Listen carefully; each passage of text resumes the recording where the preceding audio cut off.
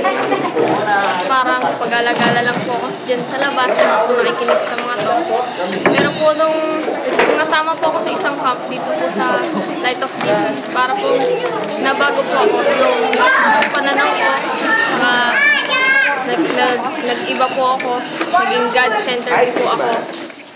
Tapos, ang dami ko po simula po nung nakinig po ako sa mga to, nung nahilig po ako sa mga music ng The Fist. Tapos, dami ko na po na tanggap na blessings. Tulad po nung marami na po akong nakilalang friends. Tapos, natutupad po yung mga wishes ko. Yun po. Super thankful po talaga ako sa Fist. Thank you. Dito sa Fist. Sa Fist Baliwag, pangarap ko ay kayang abutin.